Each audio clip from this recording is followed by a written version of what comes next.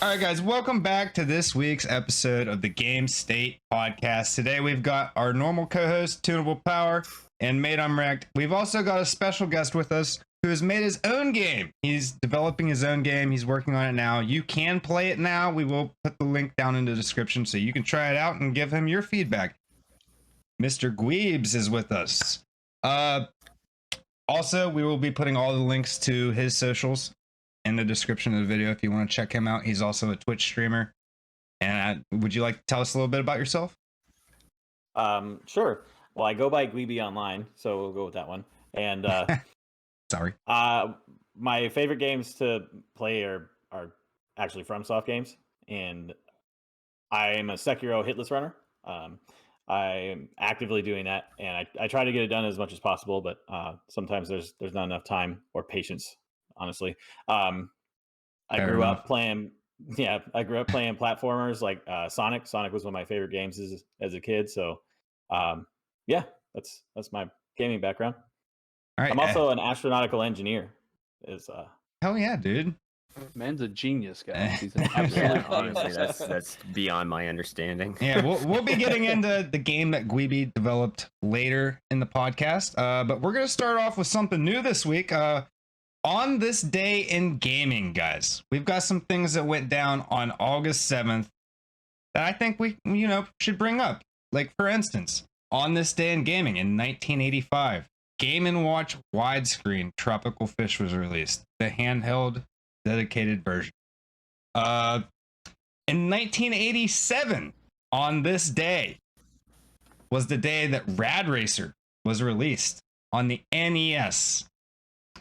Also, we've got another interesting 1997, a game that we talked about, I think it was last week. 1997, Mystical Ninja starring Gomon was released. It's kind of hot. Fun game. Definitely check it out. And then in 2008, THQ expanded their company and they announced they were opening a headquarters in Shanghai, Japan, or not Japan, China. I can't even read my own scripts.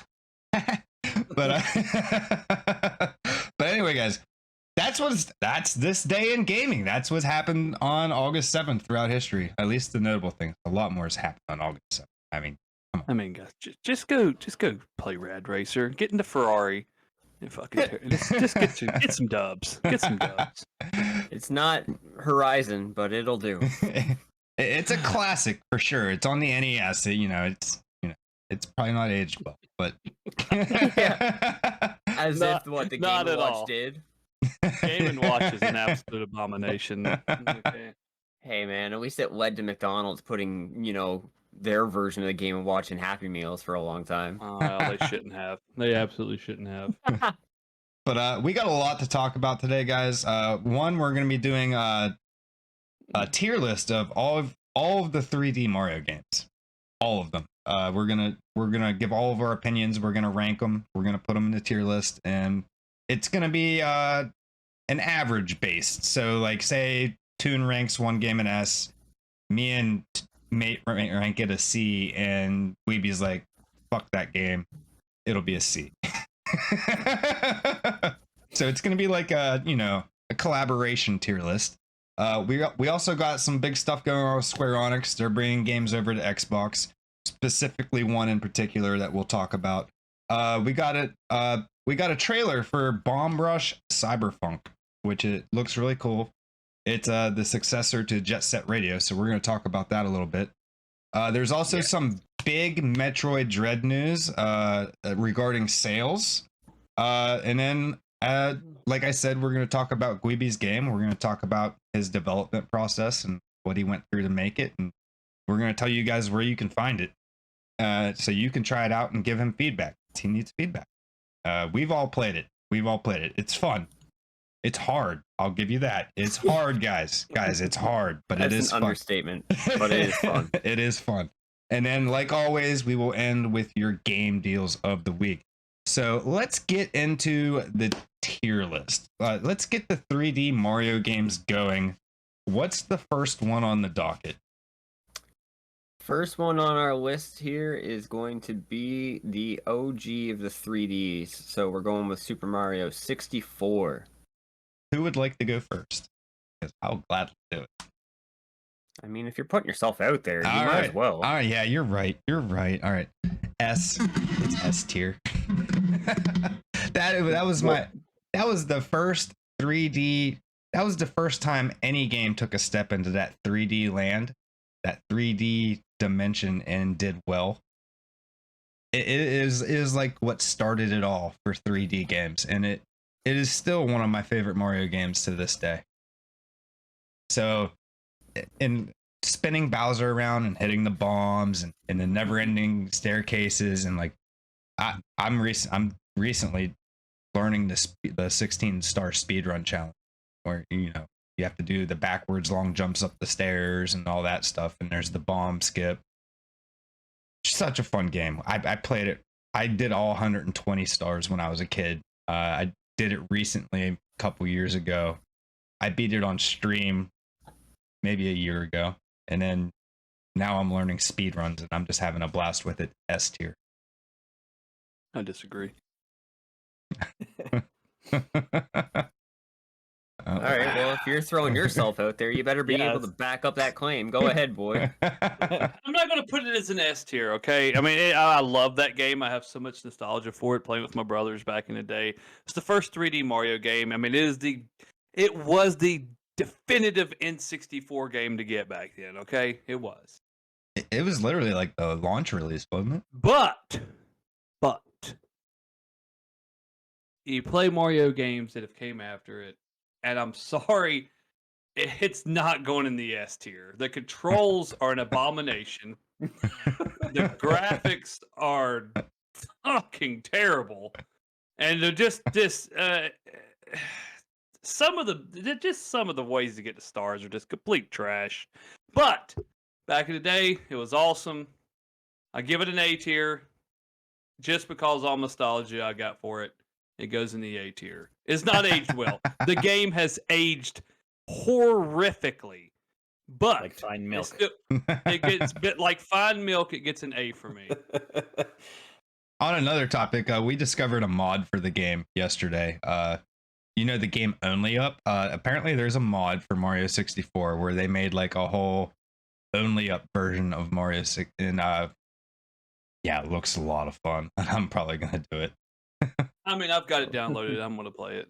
So we'll see. It looks terribly difficult if you're not using game saves. Holy crap, man. To try and do that in one run looks like it's impossible. I'm going to save the shit out of it. I'm saving every fucking 5 seconds. Every 3 seconds is going to be a save. Every jump. All right. I'll throw myself out here. I am also going to rank it at an S tier, though, because even though it hasn't aged that well, I still find the level design in that game is still better than some of the predecessors that came out afterwards, because of, again, the multiple regions that were provided through all the different landscapes. If you look at the Sunshine, for instance, again, everything very much had a water feel to it, because that was the aesthetic of the game, was having the water abilities. But if you look at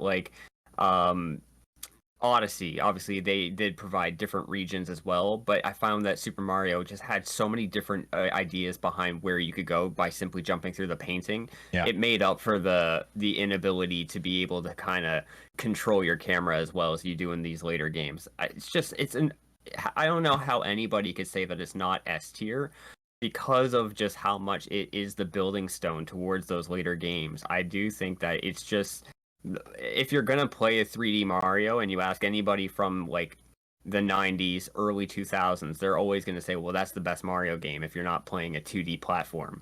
It's the one that got everybody into being able to play them later on.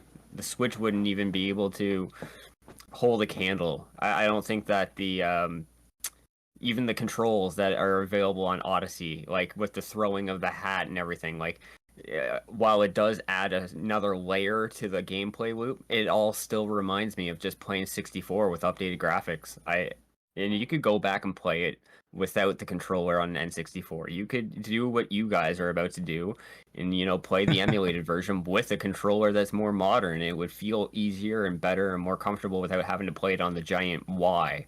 So I still rank it at an S. I still think that it's just the golden arc of Mario 3D games. All right, what do you No. think, Gweebee? That's it. Well, I'm more on Toon's side. Thank you. Bro. Thank you. It's gonna sound hypocritical because I'm a FromSoft player, but it's the camera for me. The It's the camera. camera. That's fair. That's It's fair. garbage. You I'll can't give you put an that. S tier with that camera, man. The You can't. It's terrible. I'll give you that. That's fair. One of the worst designs ever. The camera does suck in Super Mario 64. Yeah, but I mean, like Toon said, it's just there's so much nostalgia there. I remember specifically coming home from like baseball games, not home, like to my friend's house because I didn't have an N64, but my friend had an N64, and I just remember the first time being able to pull on Mario's face and make it jiggle and stuff. That was just so cool. So I got to give it an A. But the camera just I can't. Yeah, that's the reason it don't get an S fair. tier for me.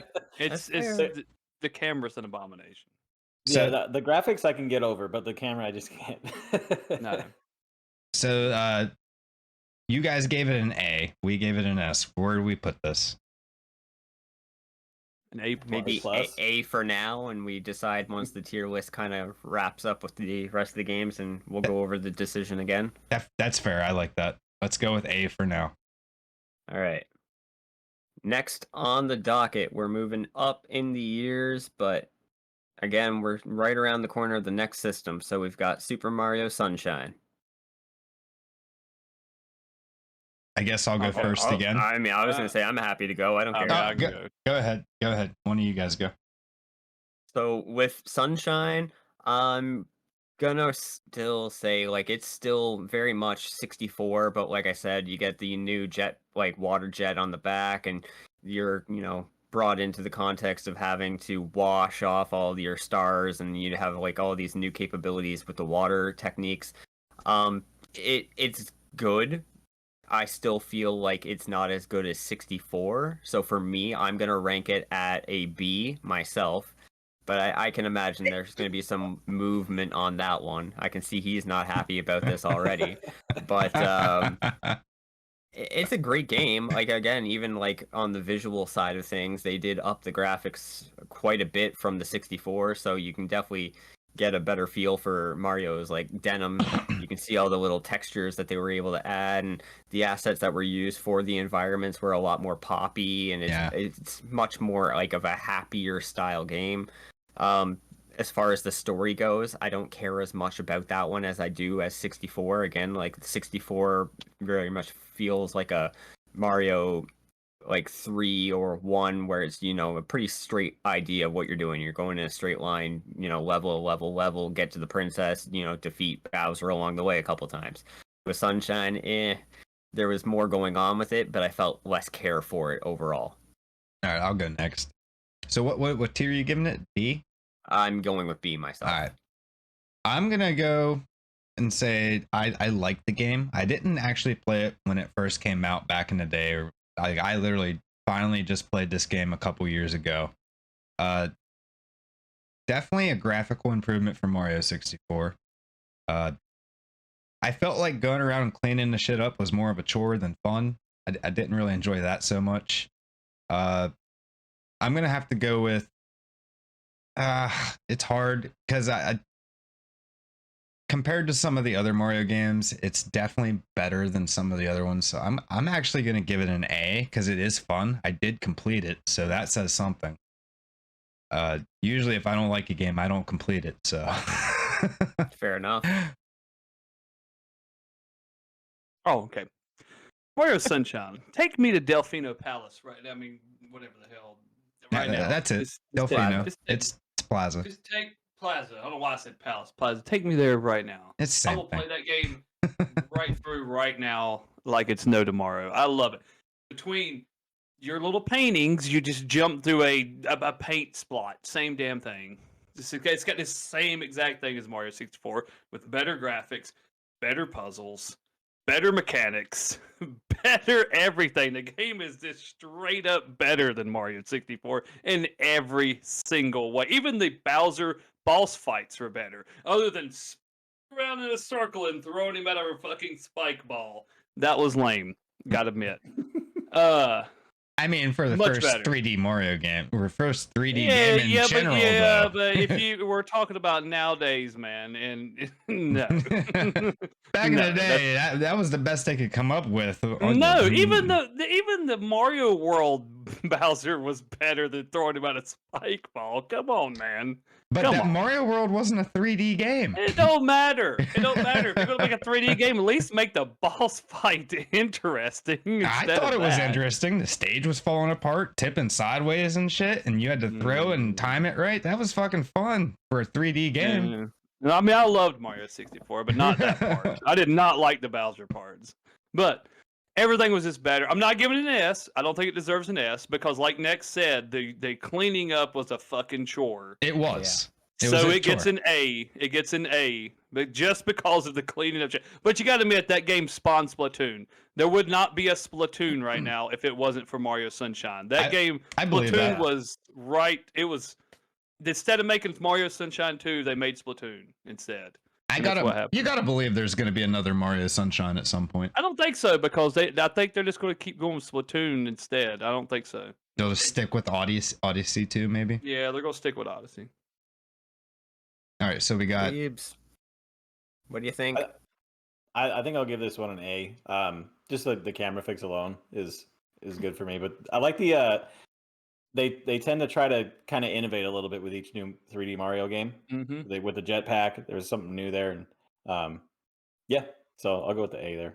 So that's three A's and an S, I do believe. A B. No, that's a B for three me. A's and a B. So sounds like it's going to A. Yep, so sounds we're like throwing it up. And next in the timeline, we've got ourselves the first Wii title. So this is going to be Super Mario Galaxy. Go ahead. Okay, yeah, go ahead. I want to because I know somebody's going to trash it. Maybe two people. Super Mario Galaxy gets an S tier for me. That game was the most innovative fucking Mario game ever made. Yeah, it may give you a fucking seizure right now if you play it nowadays because it is kind of crazy.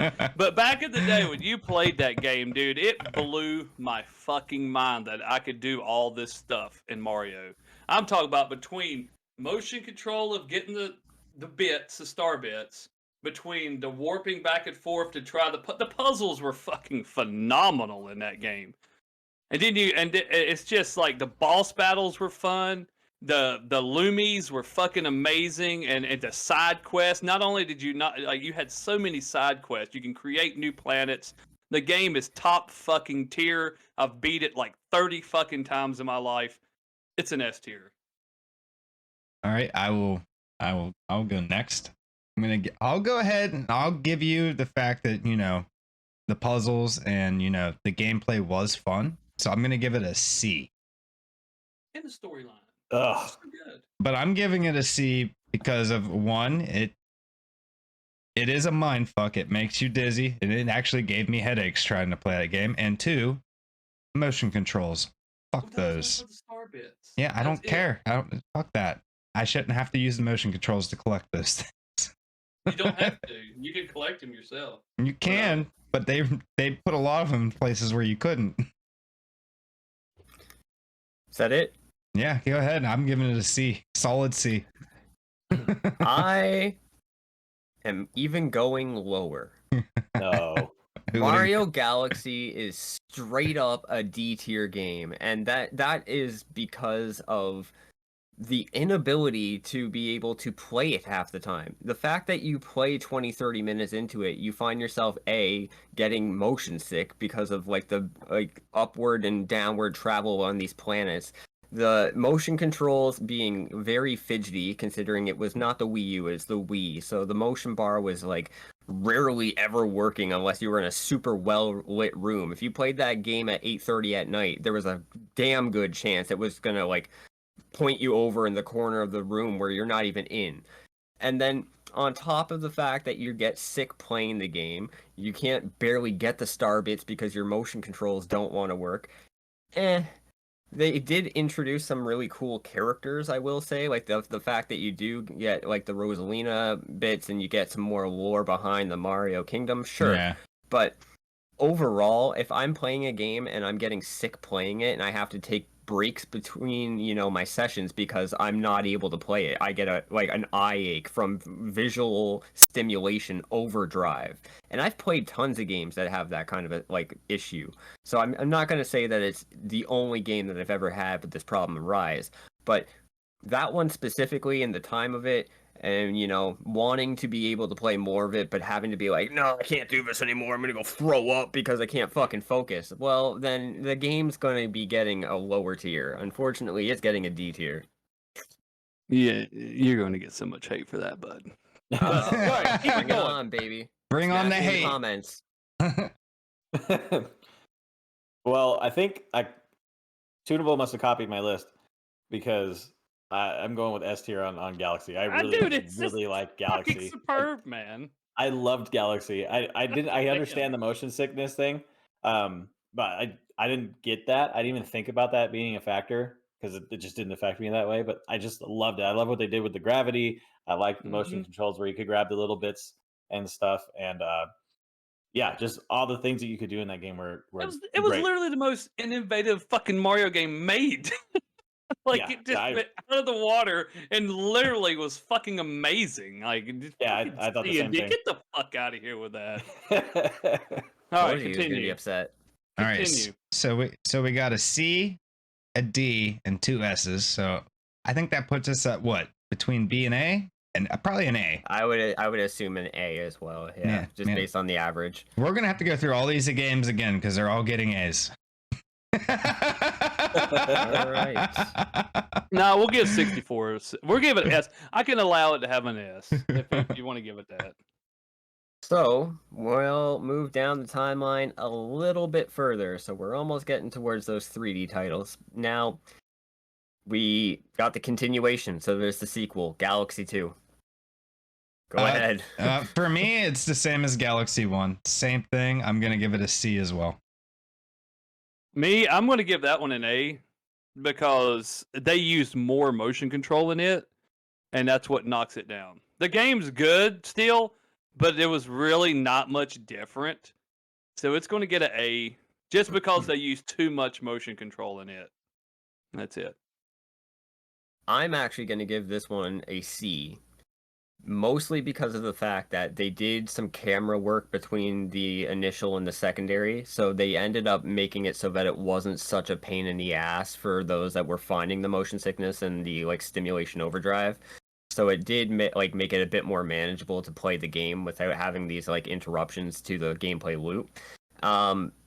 I still, again, much like Neck, I don't really like the motion controls because of how much, again, there's reliance on them to be able to get the bits when you're in the flying motion spots where you're flying between planets. If you're going to get these bits, you don't have an option to move within the circle to grab them. You do have to use the motion controls. So, it's better than Galaxy, but I still wouldn't say it's good as any of the other titles that we've referred to or some of the others that we will be going over, so I will give it a C. I don't like any game with motion controls. I don't either. Not one. Not but one. I never used them in Galaxy 1, but Galaxy 2 makes you use them. Even in Breath of the Wild, I skipped the shrines where you had to use them. Yeah, oh, really? Oh yeah, fuck those shrines with motion control. Fuck those things. I always kind of like worse. I always kind of like how you can. It feels like it doesn't really feel like you're taking things and moving, but I just kind of like how it's a little more interactive than just with my thumbs. Fair. Way more frustrating though. My thumbs are way better at it. Absolutely. Yeah. But yeah, what do you think, Gweeb? Well, Galaxy 2 got a B from me because it's just a sequel. Galaxy was really innovative, but Galaxy 2 didn't grab me as much as Galaxy did, I would say. And that's really all it is. It just didn't feel as new as Galaxy 2 did. All right, fair enough. It just didn't. It was just got continuation with more motion controls. That's all it was. Just another cash grab. Yeah, basically. Yeah. So we got 2 B's and 2 C's. I say we put it at B and call it done. That works for me. All right, guys, we're getting towards the tail end here. So now we're moving into some of the newer ones. Let's start off with the 3DS title. So we had Super Mario 3D Land.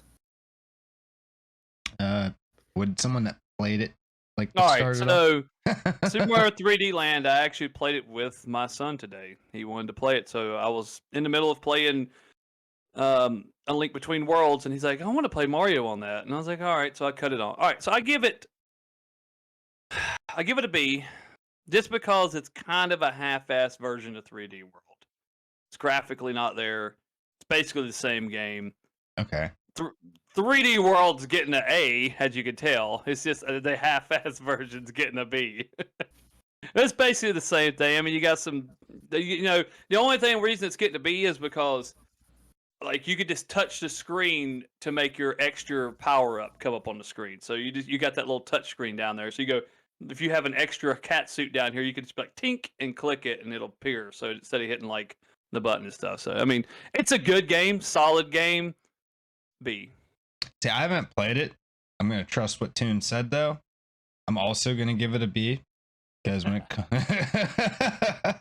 I've not played it. I've seen gameplay footage of it, and I know he's not lying. So, but if it's the worst version of Super Mario 3D World, then that's fair. I think a B is fair.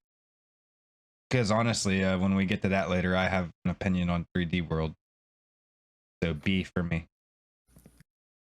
I don't remember playing it. I might have, but again, based on what I do remember from the gameplay trailers and potentially my memory of it, again, this is a time in college where there was other things going on, so that was not the thing I was going to remember out of the things that were going on at that time. But again, it was a pretty decent game, all things considered. I mean, it wasn't Super Mario 64 that re-released on the DS, I don't think. So it's not going to get A tier for me, but I will give it at the very least a B tier because again, I don't think that it's necessarily a poor game.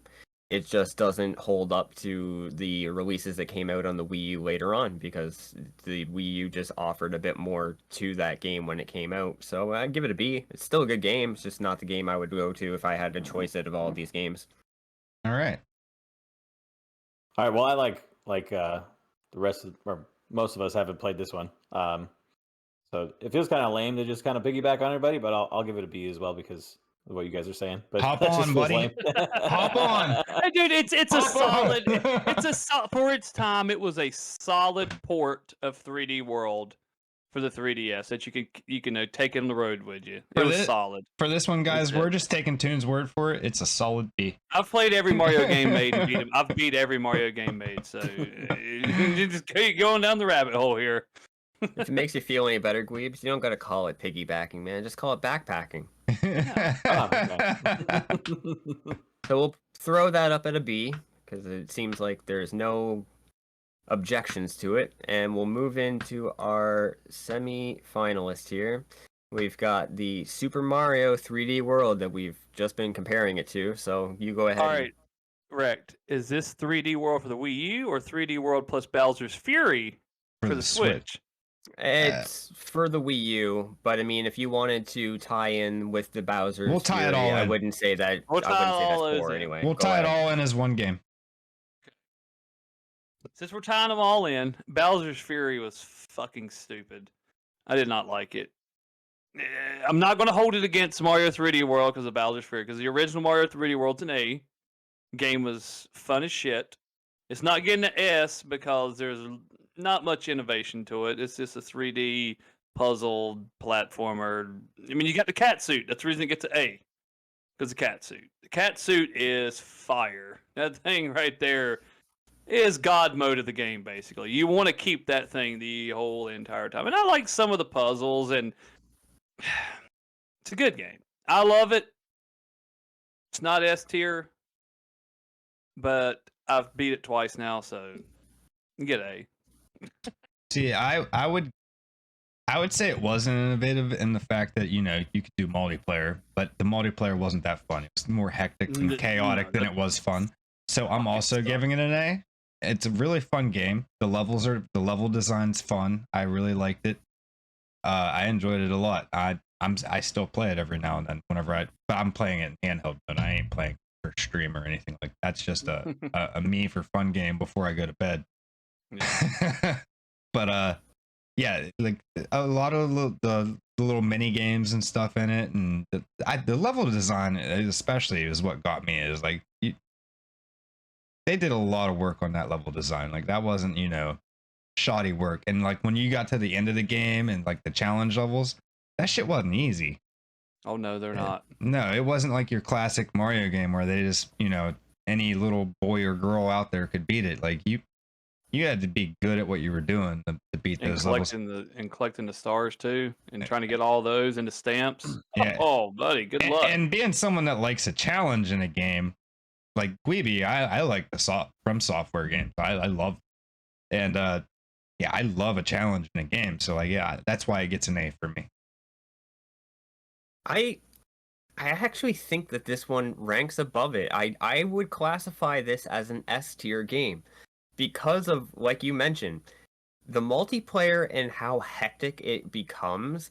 It might not appeal to everybody, but when you're playing, like with a couple of friends, especially if you got a couple of drinks or whatever in you, that's a part of having fun. In that is making sure that the other person you're playing with is suffering. It very much has the same feeling as if you're playing Mario Party. Like, is that not the part of doing it? You want that person to suffer going through this thing. So you're like, let me jump on your head and get to the next, stage, and then you gotta go figure out the path to actually do it. I'm just gonna use you as my stepping stone. On top of the really good level design, I agree. The cat suit, I mean, that's a whole moment in itself. The like the ice abilities and the different characters that you could play as, so you could have Peach and Toad, and like obviously the Mario Brothers. It was a great game to be able to play with 4 of your friends at the same time in a Mario game. That was something special. I think that deserves its S. It's up there. I would have gave it an S if there were more intricate things that you had to do teamwork wise as multiplayer to solve certain puzzles. But the fact that you could both just run through the level and that's all it was. That's why the multiplayer doesn't make it an S for me. I agree with Nick. That's why I didn't get an S tier for me, because one person can just run through it and it'll teleport everybody to them. Yeah. And that's the reason I took off from being an S tier. If it would have been like you can't go no further until your teammates get here, that would have been amazing. Got an S tier. It would have got an S tier. That makes it instant S tier. But you know what? That jumping off me, I would have just spun the controller and picked your ass up and threw your ass in the damn hole. But that's that part of the fun. You can try that all you want. All right, so we got 2 A's and an S. What do you got for us, Gweeb? I'm gonna put this one in an A. My whole family liked this game. It didn't really grab me, although I probably should have played it. I was kind of busy with other things at the time when it was kind of going around my house. But my wife and I did stream it together, and I just love trolling my wife. Just being able to pick her up and run with her, and then just yelling at me the whole time. It's just so fun. Going straight into a hole, dude. And never bust her bubble. Just let her just stay in a bubble. Yeah, but I also think that oh, it was just my kids always coming to me, and like even with Bowser's Fury, they were always talking about how hard it was and how they finally got to the end and stuff. It was good watching them. I should have played it more, but yeah, it was fun from what I played. All right. That's what I was going to say. That's a big point. If you're playing that game, and I know you mentioned not liking the teleportation of the people behind you, but if you're playing with a child that's not going to be able to grasp it, it does make it an easier method to kind of be like, get your ass over here. Well, let me turn the that'd be fair. Off, and then that would be good. That'd be fine. So we got an S and 3 A's, so I think it's fair. We've got another A tier. Easy A. We're going to go back through the A tiers really quick, rapid fire, and we're just going to, we're going to do that. I imagine this one's probably sitting alongside with them, but again, here we are at the end of our journey with Super Mario Odyssey. Oh, go ahead, Nick. It's an S tier. Come on. Yeah, it's going to be, man. It's an easy S tier. Anyone who doesn't rank it an S tier, you'll never be on the podcast again. Not any of you. It's a D for you. But yeah, like going into the different versions of Mario, like everything that game did was great. Transforming and throwing your cap and doing the cap jumps and like it was so fun. It like transforming into different enemies and using their abilities to get you to your next objective and like becoming a frog and being able to jump fucking 30 meters in the air. Like so much fun. I would go back and play that game again right now if it didn't have 800 freaking moon.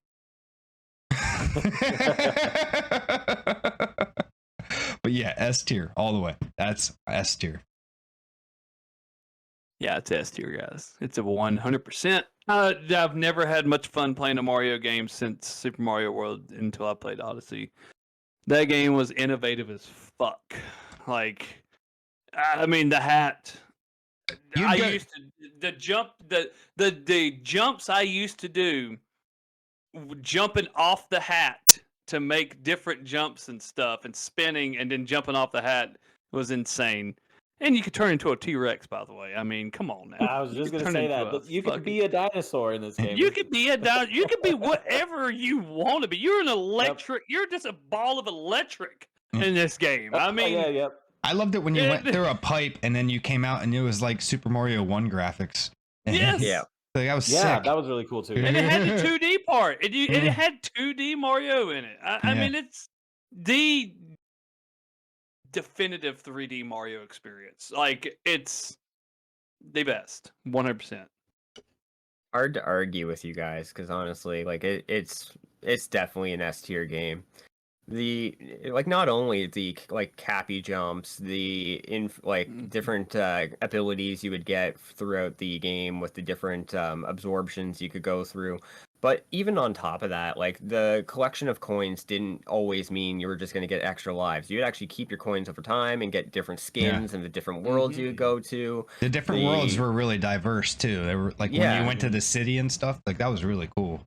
And it wasn't like they stayed the same. Like they would evolve over the missions that you were doing in the game. So like you'd go back, you'd clear up an area, then you'd have more opportunity to go back and find more things after you did. Or if you got more abilities throughout that part of the star, and you would have a reason to go back and keep on going back. It wasn't like the initial kind of 3D world games like 64 where you go in, you get that star, you start over, and then you go back in from the very beginning, you go get the next star. Odyssey very much made it easier and more accessible to be able to kind of continue the game from where you were. It was the better building stone that came up off of that game. It's a great game. It's an S tier. That game never made you feel bad. You were always progressing. And the outfits, some of the outfits you had to buy in the stages collecting the coins, you could only get a moon from having that outfit on. I mean, it's fucking great. God dang, I want to go back and play it right now.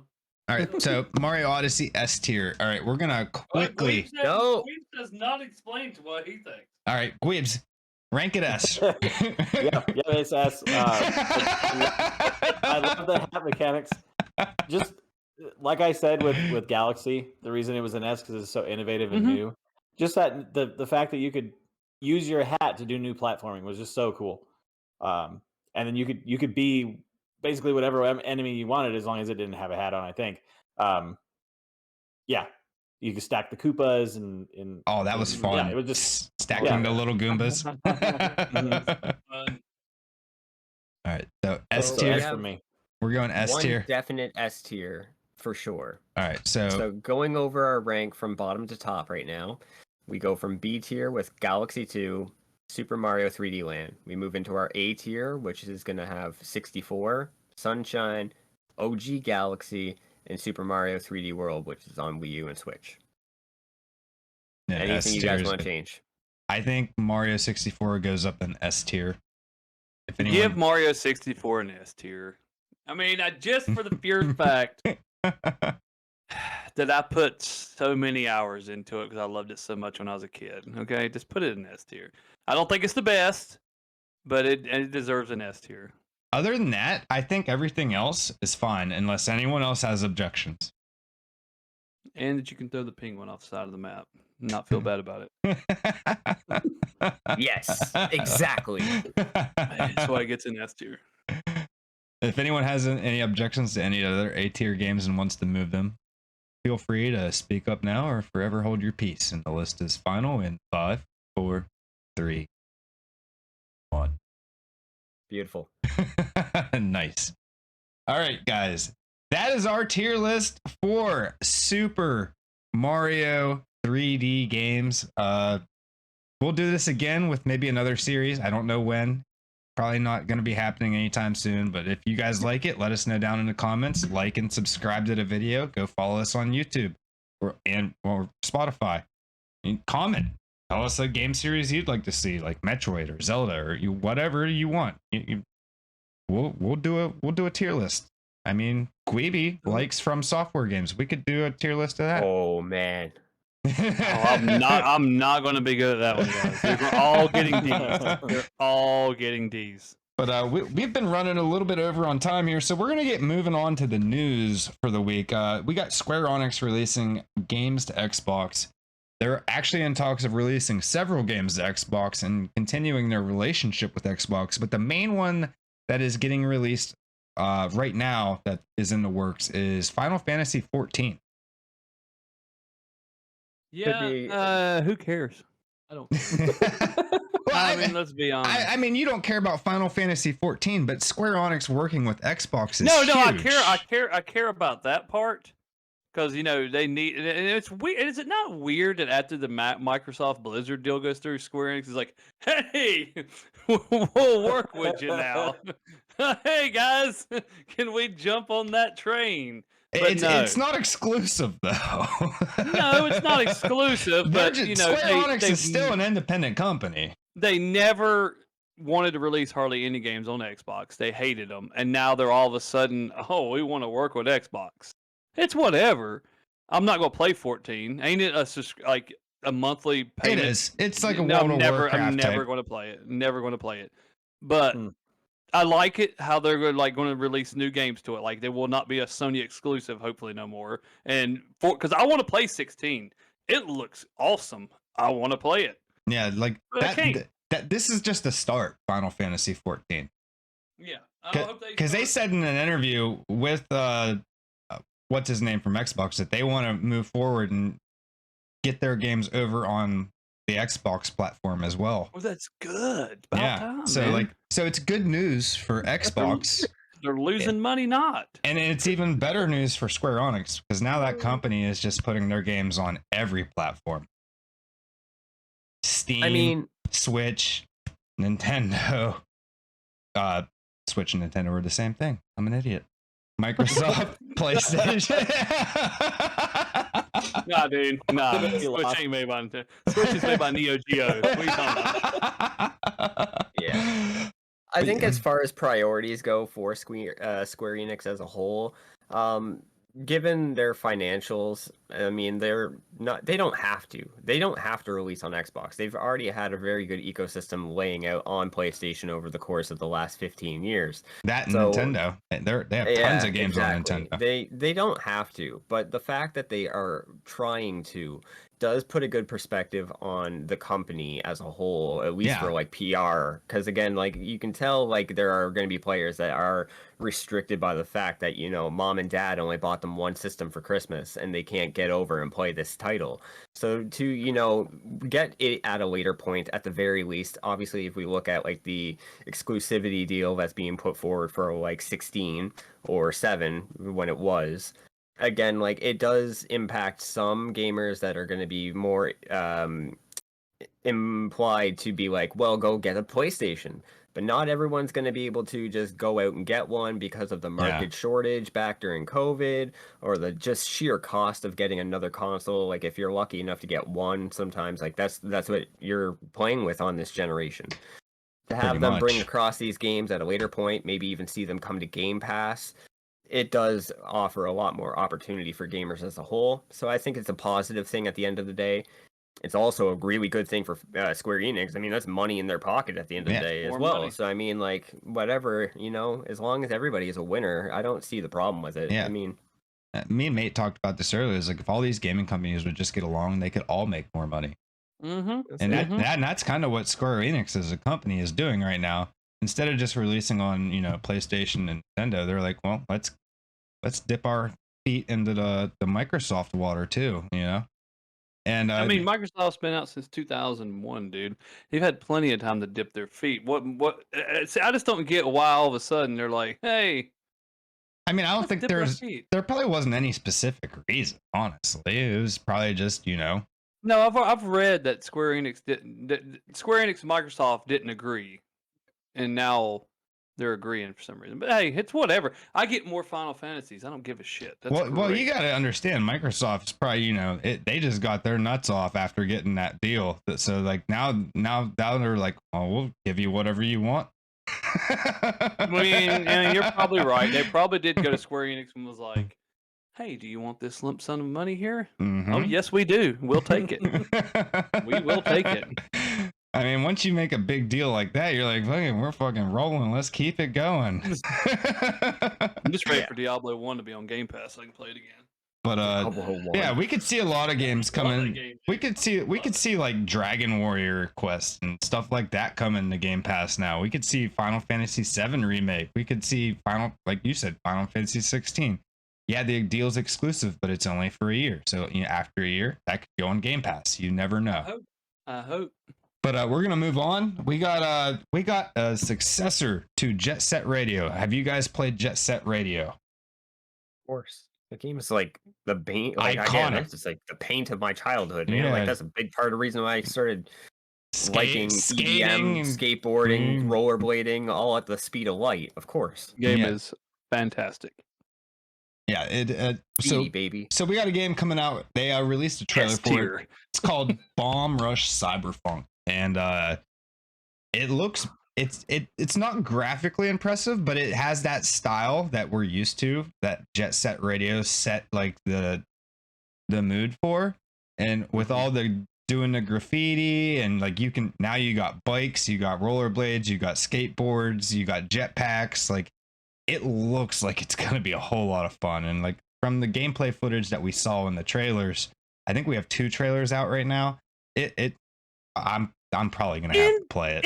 In BMX biking, dude. Yeah. I mean, come on, who wouldn't want to play this? It's amazing. I think it's a big thing for like more or less those that have had the opportunity to play Jet Set. Obviously, like it's not something that you've seen like a recent re-release for, so there hasn't been like an opportunity for a younger generation to be pulled into it. But given its graphic style, aesthetic, I don't know what I'm trying to say here. It has an appealing look to it. It's something that I feel like you don't get a lot of in most of these games now. Everyone's going for hyper realism, or they're going for some level of like animated, cell shaded kind of background. This game is very unique in the way that it plays off the neon colors, but also the dark contrast to make them matter. So you get that with the graffiti. Yep. You get probably a banger soundtrack, I have to assume, because Jet Set had a banger soundtrack. Is it made by the same company? I don't think so. I'm pretty sure that they've just taken inspiration from them and followed up off of it. But yeah, that with all these different mobility styles, I have to assume like it's gonna be the thing that we wanted from a later release, but never ever got the opportunity for. So hopefully it comes out with great reviews. I myself would likely pick it up upon release, as long as it's not a gajillion dollars. But yeah, either way, I'll be playing it at some point. Sega made Jet Set Radio, Nick, by the way. Sega did? Yeah. I don't think they made Technically, this it one. was Smilebit, but that was a owned Sega. Third party. Yeah. Yeah. Sega made it. All right, yeah, definitely gonna be checking that out. That's gonna be one to look forward to. You got anything? I was gonna second what Mate said. I really think that they need to make more games that look like that game. I really like the way the game looks. It's a great art style. The art style is what I mean. Yeah. It's just different compared to everything else. Like everything that you're getting nowadays is very much like, all right, let's go for the highest level of realism. Let's go for the most stunning thing here or there. The assets got to be from Unreal Engine 5. It just looks like these guys were just like, nah, let's just start from scratch. Well, no, you got Hi-Fi Rush, man. It did the same thing, and that's why it exploded. Hi-Fi Rush was a rhythm game that was fucking awesome. I beat it on my own time. Y'all didn't even know I beat it because I played it off stream and all that, but game's fucking great. And it's the same way, the same graphic style. It's different. It's badass. All right. So moving on, we're all probably gonna check that out. It's definitely gonna be worth checking out. If you love Jet Set Radio, definitely give this one a shot. But big news, we're gonna not spend a lot of time on this one because we're gonna be going over on time this week, guys. Extended podcast. Go like and You get an subscribe extra to an the hour and a YouTube half channel. today. Go like and subscribe.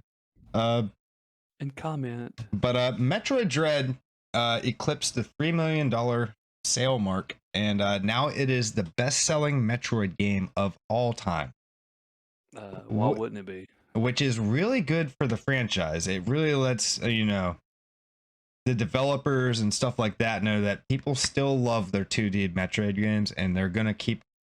I think they should keep coming out. I think we're gonna get more 2D Metroid games because of this. I think they're pushing the Prime games. I definitely think that's a thing too. I don't think they're going to outsell Dread. No. Maybe Prime 4 could, but I don't think these remakes and remasters ever will.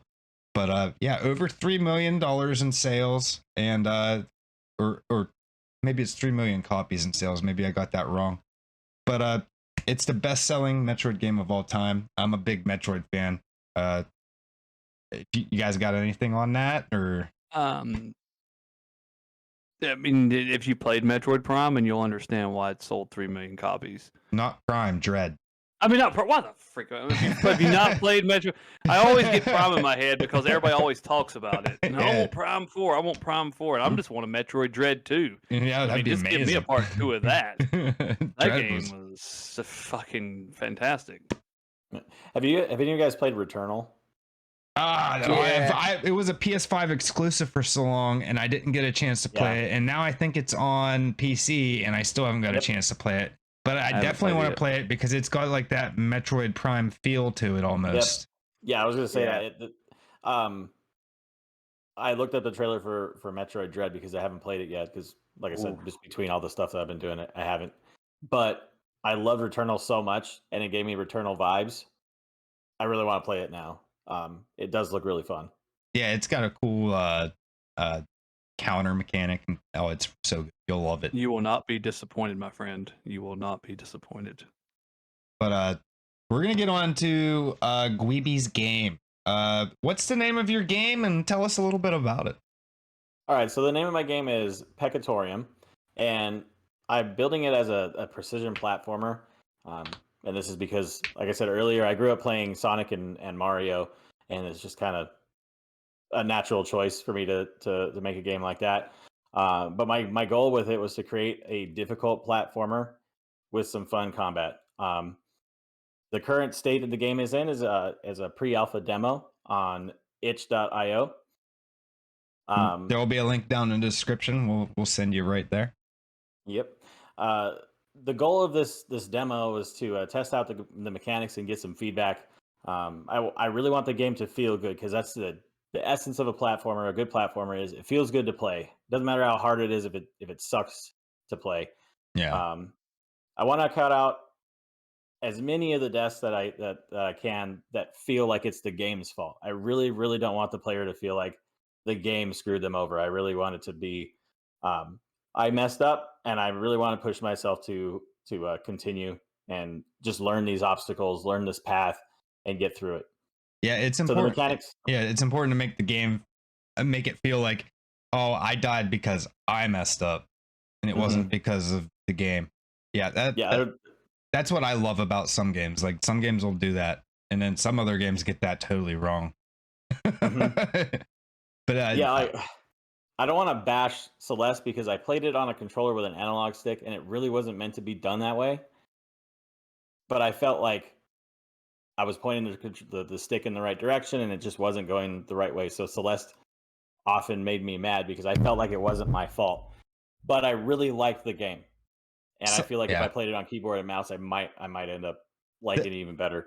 There was a little bit of a Celeste mechanic in your game where when you got so far through a stage and you went to the next screen, if you died on that next screen, you didn't go back to the beginning of, or you went to the start of that screen. And I like that mechanic because it rewarded you for overcoming the obstacles in that screen, which that's how the demo is. I'm not sure exactly how I want that to work in the full game because it's a little bit different. But I'll get into that a bit later. But so the mechanics that we're testing with the demo are jumping consistency. I want it to be, not variable jumping. I want it to be the same every time you put it in. So I want to know if it feels the same every time. Now there is a variable jump because you can jump short or you can jump long, but I want to know if it feels consistent. Yeah. There's wall That's jumping. important. Yeah. Yeah. I did find that in the earlier sections of the game, because there is certainly a learning curve to being able to figure out the timing between the platforms that would be moving left and right, and the ability to jump from them with a decent consistency. The Of course, momentum like, jumps.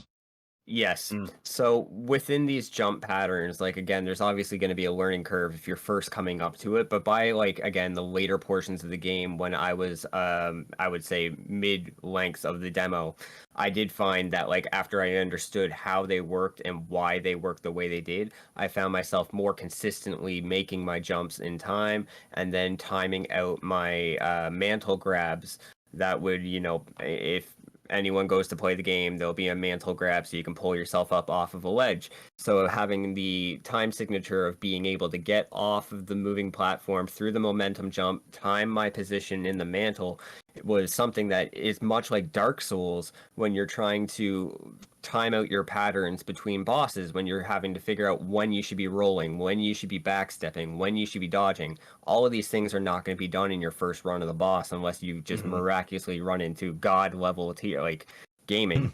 But this is very much the same feel as going through like a Dark Souls as a platformer, because like it's not here to hold your hand, but it is here to remind you that there is reward within the difficulty of getting used to these things and learning and like progressing through the additional upgrades that you also gain later into the game. So it makes it, I wouldn't say easier, but it does add a layer to it that, while some of these things are going to be easier than they were in the first beginning stages of the game, they will add additional layers on top of what you've already learned. So you kind of have to keep your momentum while maintaining your jump speed, while maintaining your mantles.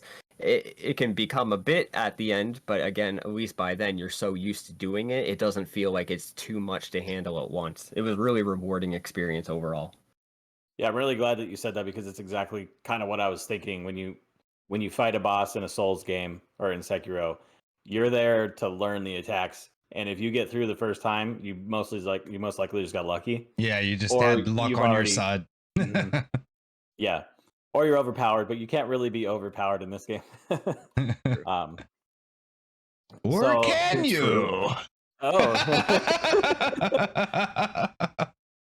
No, you can't, guys. You can't. I'm sorry. I lied to you. When the version I played, there's some glitches you can do, and it kind of makes you overpowered. But He's They'll be fixed gone. those. He fixed those. Yep. He okay, fixed them. fix those. Sorry, my bad. My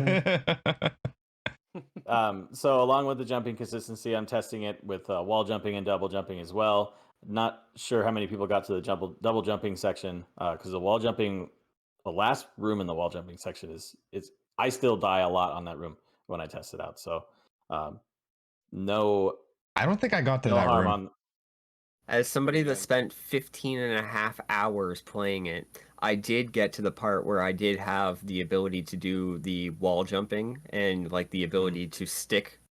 And yeah, I know what you're talking about. That specific stage is one of the hardest things I've ever done in a game in general. So to be able to get to the part where you end up getting double jumping, like, you have to have been like willing to go through struggles.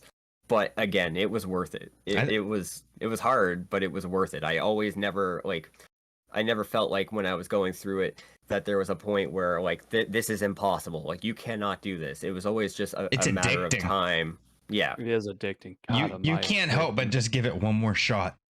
Yeah, I mean, It the game is like how I like games. It's very hard, but it's fair. And, No, that's and what I was gonna say, unlike yeah. old NES games, some of them are not fair. They're bullshit, and they're fabricated hardness because they're only an hour and a half long. Your game is hard but fair. If you make a mistake, it's on you, and that's why I liked it. Good job, man. Yeah, I was really trying not to cheese the player. Yeah. A Yeah. little disappointing that some people didn't get past the wall jumping area, because my biggest thing that I wanted to test, the thing I worked the hardest on, was the grappling. That took a lot of engineering. Yeah. But I really want to test it out. I know it's the visuals on the grappling are a little bit clunky for now, because the tools that I'm using are a little bit differently timed than the regular updates of the frames. But I'm working on getting that smoothed out. Sure you will. Yeah, there is combat in the game, but it's not the main focus. It's literally there to kind of break up the platforming a little bit, which is what it will be used for in the full version. But there's only one enemy to fight, or one type of enemy to fight, and it's there to just kind of, hey, you've been doing all this hard platforming, now just beat this enemy, and then you can kind of go back to it. I would always get to one of them. I'd jump off a platform, jump off a wall, do a wall jump, and then you'd put a skeleton right there, and I'd already had taken an arrow in the head, and then Oh yeah. You just try to jump over him, dude. Just ignore him. Like, I'm out of here, dude. I was like, no way, messing you with put you." a skeleton here. Oh no. Yeah, a lot of them you can ignore, especially if you've already beaten them. But some of them you have to fight because there's spikes over your head. So And a lot of places I was like, you'd be like on a ledge up here, and I'd be like, all right, I got to jump down there. There's got to be somewhere safe to land down there. There's nowhere else to jump. And I'd jump, and I'd be like, oh, there's only one little tiny spot you can land where there ain't spikes. I'd be like, And the all right. skeleton's already hitting you. Like, I'm fuck glad. you. Well, glad I know that now, and I'd have to do the whole thing. And that didn't. That's not even bad game design. That's just me learning the level. That's me learning the level. It's just like, all right, now I know where to jump here. So now all I got to do is get back here. Like I said, hard but fair. yeah. So also for that reason, kind of to mitigate that a little bit, I did put free look into the game, as long as you're standing still. Yeah. If you're able to stand still, you can look around the room. I mean, that that's you're in. fair, though. I mean, who the Yeah. hell's going to be jumping midair looking around like, that's cheating. That makes it easy. That makes it easy. Yeah. Nobody wants that.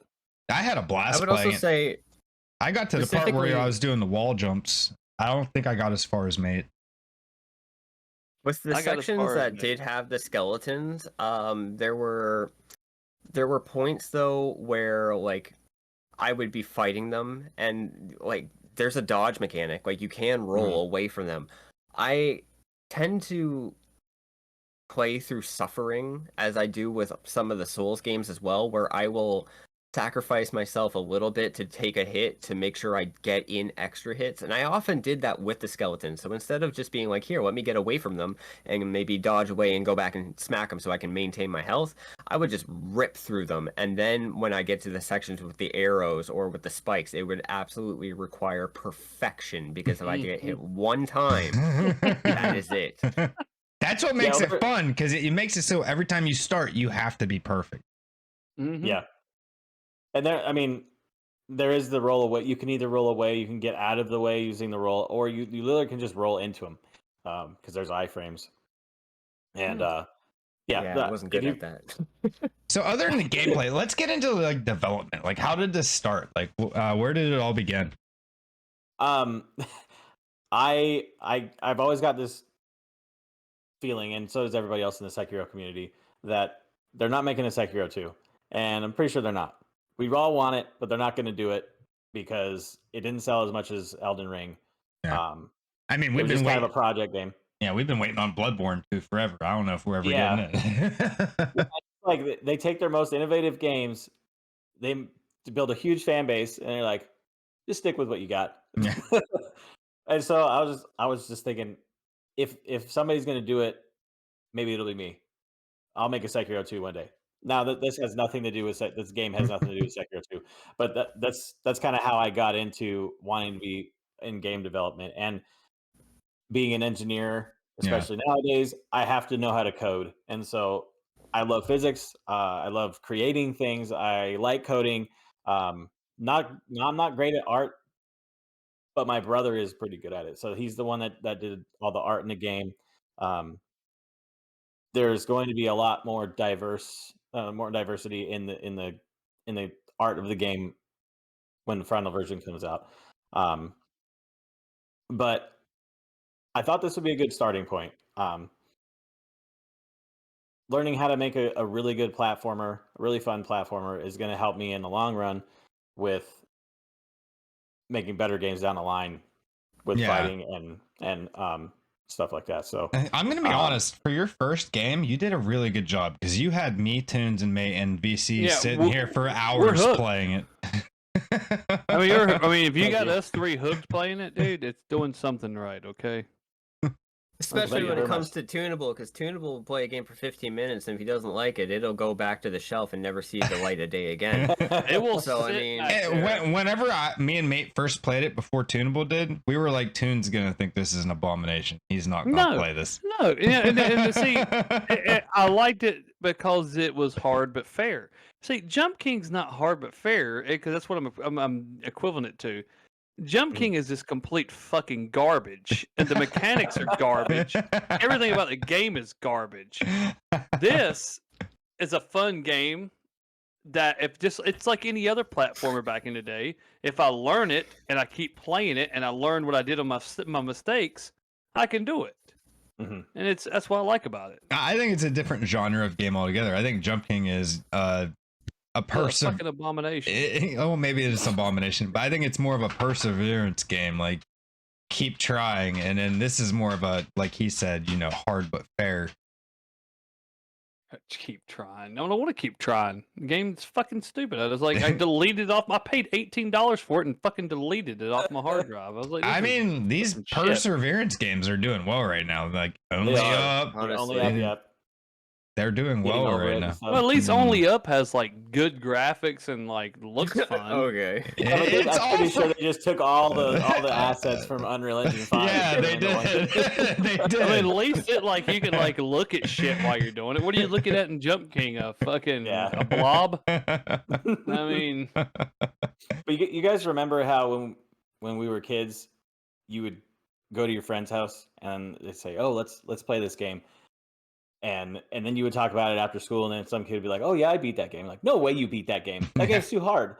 Yeah, we're totally away from that philosophy anymore. You can always beat a game. Yeah. Which on one hand is really good. You get your money's worth. You get the whole game. Mm-hmm. But there's some games don't have that challenge anymore, and I'm really aiming for that.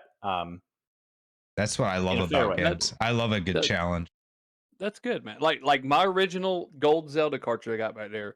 It has a dude I was in school with phone number on it. And I would call him, and me and him would chat how you get to each dungeon and stuff in the original Zelda.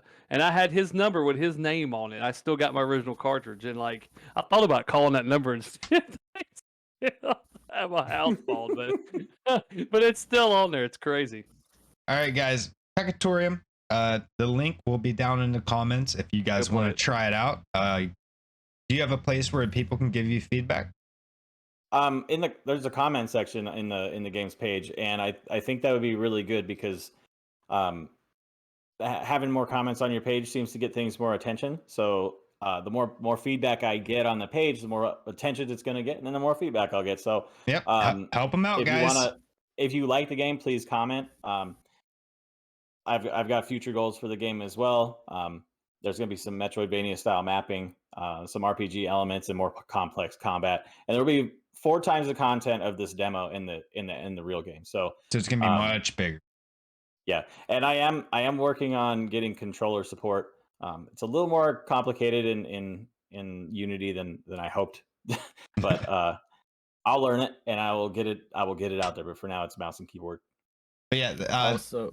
That's Peccatorium. That's Gweebee. We're gonna have all of his information down in the description, along with his game, where you guys can try it out for yourselves. And sorry to cut you off, Nate. What were you gonna say? I was gonna say, keep your criticisms constructive. Obviously, we know Get Good. We've already heard it 15 million times, but give it a try. It's a great game. It is. I mean, I 100% recommend it. It's addicting. Great game. Do it. Go play it. All right, so now, guys, it's time for your game deals of the week. And we've got some bangers for you this week.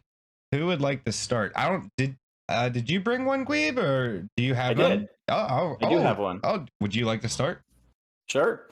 My game deal of the week is God of War Ragnarok. So if you have a PS4 or PS5, Ragnarok is on sale for $39.95, which go. is 35% off, I think is what it said. This is the sequel to the game that got me back into gaming. I stopped gaming for a while, and my brother sat me in front of his PlayStation. He said, "Play God of War." And I said, "Okay, I'll try it out, whatever." And I was hooked. I got so good at God of War. I couldn't stop playing. In this one, you get to explore all 9 realms of the Norse mythology as Dad of Boy with the axe and the blades of chaos that you know and love. You can venture into these realms with familiar characters and get through Fimbulwinter, and then you can meet new Norse gods and unleash your righteous Spartan rage on those deserving as you bring Ragnarok to Asgard. Each new area will introduce new enemy types, so you won't be stuck just fighting Draugr and elves the whole game this time. I was really excited for this title, and it lived up to almost all the expectations and exceeded some that I had. I don't want to spoil anything, but Good. there are some really exciting surprises in store for players and fans of Spartan history. The game's on sale until August 17th. Oh, And so you again, got time. $39.95. Yep. Plenty of time, guys. All right, who's up next? I'm happy to go. Also, just before I jump in, I can't wait for that game to be ported to PC. That's the only reason I haven't played it. I am hoping to see that in the Epic Game Store at some point in the future, because I as well would really like to play that game. It's the only one I haven't beat. Let's go. I'm waiting. It's really good. It's really good, yeah. So with this week's rec deal, it is a doozy, boys. So we've got Doom Eternal with the Year 1 pass that provides you the full DLC that came out for this title for $23.37 on Steam. Let's jump right in on this one. So, when the demonic forces of hell invade Earth, will you cower in fear, or will you take up the mantle of the Slayer? Using a wide range of guns and weapons, you'll be ripping and tearing through hordes of Hell's army right here on planet Earth. And as humanity's only hope, it'll be your job to power up and destroy any breathing creature that stands between you and your next power-up. So, with these aforementioned power-ups, you'll be on the hunt for vital components that will help you bring more capacity or firepower behind your shotguns, plasma cannons, chainsaw, and other various tools of destruction to help level the playing field between you and the onslaught of creatures that are trying to bring your demise. This game features a stunning visual engine that sprays blood, dismembers beasts, and constantly reminds you that you are not just a human with guns, but a visceral animal that demands the next wave of sacrifices. So, go ahead and grab this title, and it is probably one of my game of the years for back in 2020, and you will become just enticed with everything that this game has to offer. Become the fear, become the violence, become the slayer. Go get Doom Eternal. Go get it, guys. Go get it. It's a no-brainer. Right now. It's a no-brainer. Go get It's it. a no-brainer on that one. All right, guys. I got mine. It's on the Steam. It's on Steam. You can pick up Elder Scrolls Skyrim at 75% off right now. Normally it's a $40 game. It's a $40 game. You can get it for $9.99 right now. Skyrim is a game where you take on a role as the main protagonist, which you can come from many different character classes, different, I guess, races. You have special abilities that are unique to each of them, which is really cool. You're what is referred to as the Dragonborn, and you learn abilities of like different shouts that dragons use after you kill them, absorb their souls, and learn words of power that you get through going through different tombs and temples and stuff like that, caves. This is a lot like your other Elder Scrolls games, in a sense that it's an open world RPG. The skill tree is very extensive in this one, and you can really build your character in any way you want. You want to use magic, you want to wield dual one-hander swords or axes or maces, you want one massive fucking great sword, or you can do anything you want. You can use magic in one hand and a sword in the other. All the possibilities are endless when it comes to combat.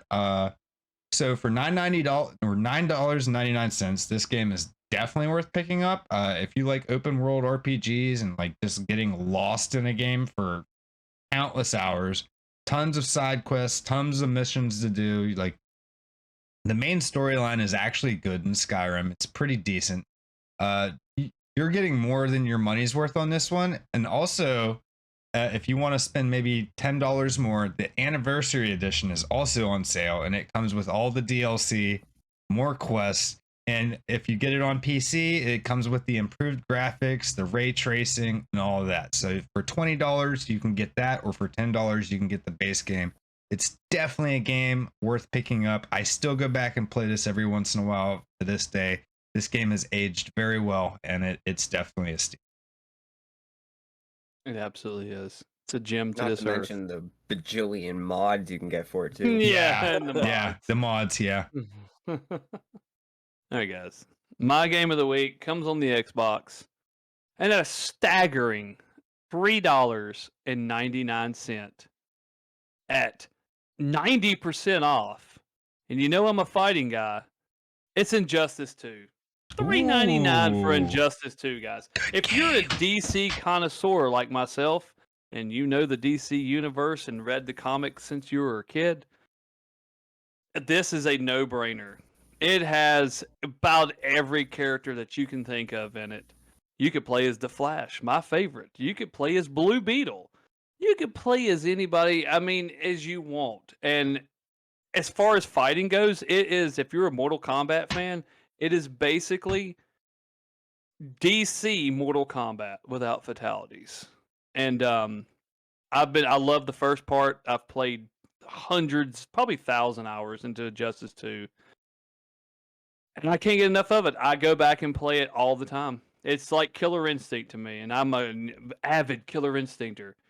And it's the same part, man. The specials, if you go and when your meter goes up and you get your special, you will not be disappointed in the animation you see from that. They are fucking phenomenal. They put in, and like Nick said, if you want to spend a little extra money for $47.99, not much big of a discount, but you can get the Ultimate Legendary Edition, and you can play as the fucking Ninja Turtles in it, and that's worth it to me. I mean, come on, man. You can play as the Ninja Turtles. But yeah, Injustice 2, $3.99. Come on. It's like a fucking, what is that? A double cheeseburger for this? Just get the game. Just get it. Hell yeah, guys. Those are some great deals this week. There's just some really, I think those might be our best deals we've had yet for, 4 in a row. For sure. Some really good titles there. That's going to be it for today, guys. I hope if you guys enjoyed the tier list, we'll do more of them in the future. Let us know down in the comments. Guys, Gweebee's game will be in the description if you guys want to go try it out. Give them some feedback. It's a lot of fun. We definitely recommend it. We've all played it for multiple hours. It's a great time. As always, my co-host, TuneablePower and Made on Rec. And say hi, Gweebee, and say bye, Gweebee, because this is the end. Hi, and bye. Thanks for having me. Hey, no problem, dude. It was a pleasure. I'm sorry we couldn't get you on the other week when we wanted you here, but it was glad to get you on here after all this time. Glad to be here. All right. It was fun. All right, guys. That's it for us. We'll see y'all next Monday morning, and peace.